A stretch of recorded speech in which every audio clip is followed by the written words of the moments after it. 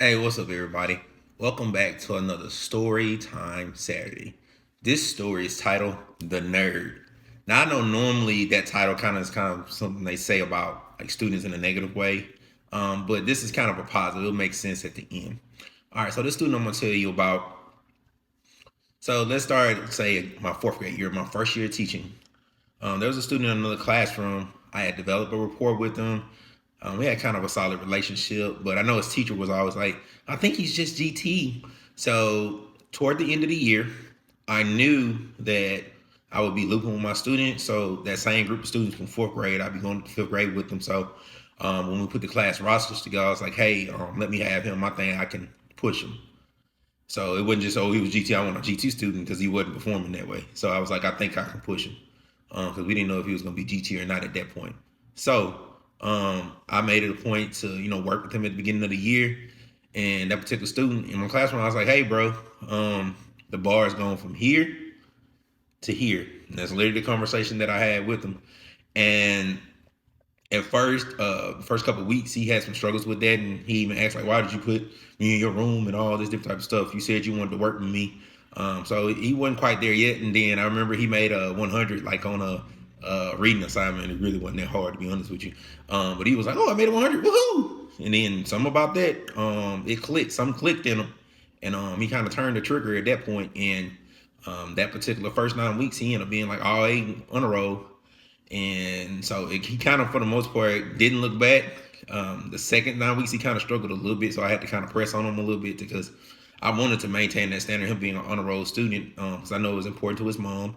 And just a little background with that, he's adopted.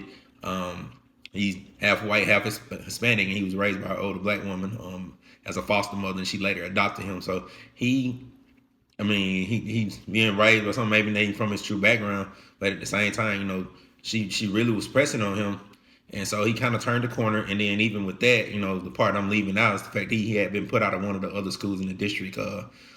In another grade level, may have been second or third grade. He had moved over to our school from a different school because he had been put out for something. So he came with that, a little bit of baggage from that, but he wasn't really that bad off of a kid. So just moving forward, I know his mom, she started telling me like, look, he's calmed down a lot, where he could do stuff at church. His anger just isn't there anymore. And this is toward even the middle of the year. Because she said she tried to push him, but something was just missing. He just needed somebody to give him that extra push. And I think, I was there. He needed maybe that male voice. So I was able to have that impact on him. So as the year went on, his mom wanted him to be in the magnet school and just had that opportunity to go somewhere and really scratch himself. So we really pushed on him for that. He had his grades were starting to improve. He did get, finding out that he was GT, so he got those services. But he had some confidence issues as far as like, having to do the interviews and do things like that to get into the school. So I would work with him. I ended up working with him after school. Really pushed on him with that. There's even one cool moment, or somewhat cool moment.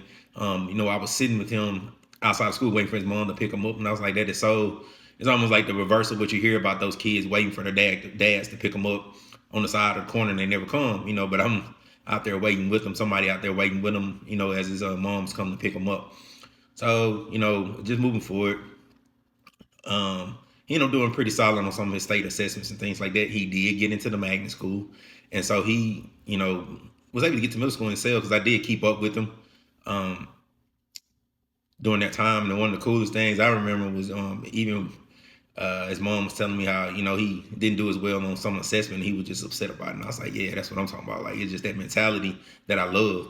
That he started to take his performance seriously, because at one point he didn't. I told him the bar going from here to here, no more low performance. We up here now, and it's gotten to the point now because I kept him a lot in middle school. I hadn't talked to him a lot since he'd been in high school. He's in 10th grade now, but I talked to his mom. She was like, she referred to him as a nerd because now he's in coding and different things like that. And this was a kid that was like a whole problem child at one point and had struggles and different things like that. Now he could be referred to just as a student, just the same as my other student I told y'all about. Now that particular student is on second team all district. And in football, I don't think they go to the same high school. I guess I have to check on that.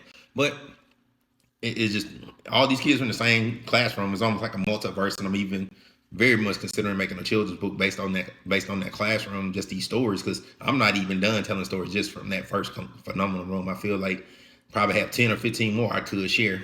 Just students, different things that happen. It's just so much that happened in that year, and then overall performance. So, but that student that I refer to as a nerd, I'm just very proud of him. And you'll be able to see a clip of him from 4 or 5 years ago. He's probably like, man, that's lame, because he's super tall now. So when he was a little shorter, so he's got a little height on him now. So, but I'm very proud of that student and what he was able to do. It's probably been one of my longer videos, but he's probably one of my favorite stories of what he was able to do just in that short year.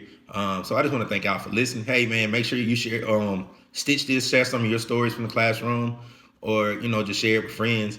And I'm trying to get to that 1,000 TikTok followers. I'm only about 200 behind. I've gained a lot of followers over the past couple of months, but now I'm setting that target goal of 1,000 followers by turn of the new year. So help me get that, and then just make sure you check out the podcast on Spotify, Apple, and then of course the YouTube page. Well, anyway, guys, thank you for listening. This has been Mr. Short, the phenomenal teacher, the phenomenal student. Thank you for listening. Peace out.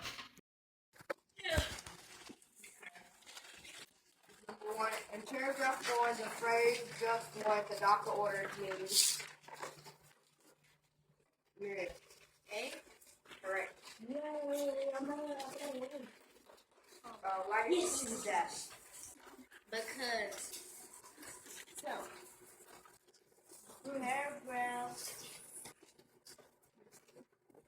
paragraph 4, yeah. It says, sometimes a break from school is just what the doctor orders. And, like, if a doctor